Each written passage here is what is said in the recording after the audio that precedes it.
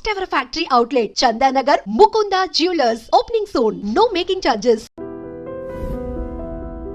అవధానాలు ఇంకా మీరు చేస్తున్నారు? 4 ఏళ్ళైంది మానేశారు. ప్రవచనాలు నడుస్తాయి. కేవలం ప్రవచనాలు మాత్రమే. అవధానాలు మానేశాను, భువన విజయాలు మానేశాను, కవిత్వ రచన కూడా మానేశాను సుమారుగా. ఎప్పుడైనా మనస్సు అనిపించాలనిపిస్తే ఇంకా అమ్మవారితో భజన చెప్పుకోవడమే. మీరు సాగరకోశ కావ్యంలో చెప్పినట్టుగా మీరు ఎక్కువ మౌనాన్ని ఎక్కువ ఆశ్రయించడానికి ఎందుకు ఇష్టపడుతున్నారు సార్? ఎందుకంటే అదంతా రమణ మహర్షి ప్రభావం. ఆయన పుస్తకాలు ఎక్కువ చదవడం చేయడం. నాకు మొత్తం మీద ఏంటంటే, ఒక్క ప్రశ్నకైనా చక్కనైన జవాబు దొరకదయ్యే సృష్టి దుర్గమయ్యే. అమ్మవారితో నేను చెప్పుకున్నమాట. ఒక్క ప్రశ్నకైనా చక్కనైన జవాబు దొరకదయ్యే సృష్టి దుర్గమయ్యే. ప్రశ్న లేని మౌన భావమే నయమౌనం అది చెప్పదయ్యే అమ్మవారు. పోనీ కనిపించి నోరు మూసుకోరా అని చెప్తే మూసుకునేవాళ్ళం కదా, అదే మౌనం. ఇది మనమే ఊహించుకోవాలి.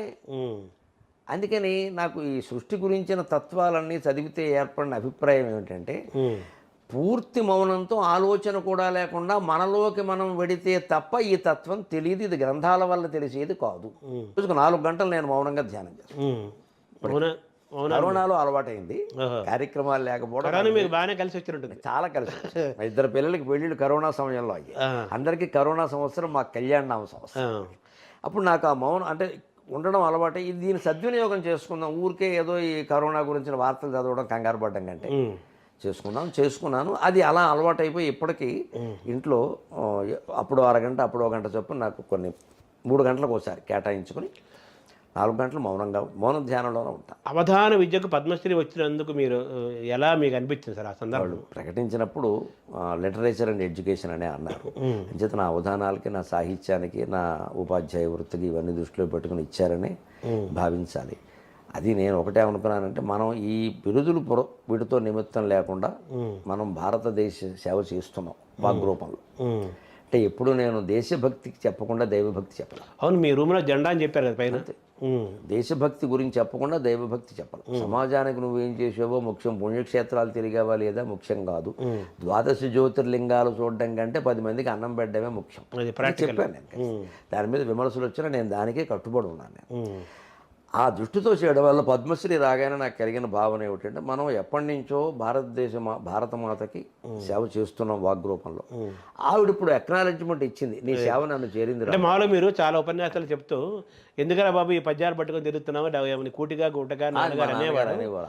కానీ ఈరోజు కూడు గుడ్డ ఇచ్చింది, పద్మశ్రీ కూడా ఇచ్చింది కదా. ఏమి కూడు అండి, దేశ ఖ్యాతి సామాన్యమైన విషయం అయింది. అవును, అదే నాకు ముగింపుగా ఒక మాట నేను చెప్పదలుచుకున్నది ఏమిటంటే, మనిషి ఎప్పుడు తన కృషి మీదే తను ఆధారపడాలి. గ్రహస్థితి కాదు, దైవం మీద కాదు. కానీ దైవం మీద పరిపూర్ణ విశ్వాసం ఉండాలి. ఈ కృషి కూడా శక్తే కదా. శక్తి అంటే అమ్మవారే కదండి. అంతే. పురుష ప్రయత్నానికి దైవానుగ్రహం తేడా ఎందుకుంటుంది? అవును, ఒకటే. దైవానుగ్రహమే పురుష ప్రయత్నం రూపంలో ప్రసరిస్తుంది. అంటే దైవానుగ్రహం కావాలన్నా పురుష ప్రయత్నం ఉండాలి. ఇది వృత్తాకారం. ఇప్పుడు ఇచ్ఛాశక్తి, జ్ఞానశక్తి, క్రియాశక్తి స్వరూపిణి అంటారు. అంటే మరి దైవానుగ్రహం రావాలంటే ఈ 3 మీరే చేయాలి కదా. మీరు ఇచ్చే లేకుండా ఆ ఇచ్చ కూడా దేవుడు కలిగించాలంటే ఎలాగా? అది వాడిగా కోరిక కలగాలి. ఆ కోరిక సాధించడానికి కావాల్సిన జ్ఞానం కలగాలి. దాన్ని సాధించే క్రియత్వం కలగాలి. తన ప్రయత్నం తాను చేస్తూనే పూర్తిగా నిరాశ పడకుండా కాలం గురించి వేచి చూస్తూ దైవాన్ని నమ్ముకుని ఉంటే అద్భుతాలు జరుగుతాయి, అనుమానం లేదు. తర్వాత ఇప్పుడు అవధానాలు చాలామంది వస్తున్నారు, చూస్తున్నాము. కానీ అవధానం సారవంతంగా, శక్తివంతంగా, పాండితీ గరిమతో ఉండాలి అంటే అవధాన విద్యను మనం ఎలా మనం మీరు సూచించేది? వాళ్ళు బాగా చదవమనండి ముందు. నేను నన్ను కలిసిన వాళ్ళకి అదే చెబుతాను. ఇప్పుడు కొంచెం షార్ట్ బెనిఫిట్లు అలవాటు అయ్యాయి కదా. తొందరగా ఎదురు చేసేద్దాం, తొందరగా 4 అష్టావధానాలు చేయగానే శతావధానం చేశాడు. 50 చేసే వరకు నాకు ఆ ధైర్యం రాలేదు. అవును, ఇంకా కొంతమంది వేరే అవధానాలను విచారణ చేస్తే మీరు 200 అయ్యాక శతావధానం చేసిన వాళ్ళు కూడా ఉన్నారు. దానికి వీళ్ళు 4 చేయగానే ఏదో చతురానన, పంచానన, షడానన అని బిరుదాలు ఇచ్చేయడం, అక్కడి నుంచి శతావధానం ఉండడం, ఒకటి అయిపోగానే టైటిల్ ఒకటి పెట్టుకుని కూర్చోవడం, ఈ కక్కుర్తి పనులు కాకుండా పూర్వ అవధానాలను, అందులో ఇప్పుడు అవధానాలు అందరివి పుస్తకాలు కూడా వచ్చాయి, అందుబాటులో ఉన్నాయి కదా, శుభ్రంగా చదివి చేస్తే కూడా అందుబాటులో ఉన్నాయి కదా. ఏ సమస్య ఎలా చేయొచ్చు తెలుసుకోవచ్చు. దానివల్ల విద్వత్తు పెరుగుతుంది. ఎంతసేపు కార్యక్రమం ఉన్నప్పుడు ఆలోచించడం కాదు, అలా చేస్తే బాగుంటుంది.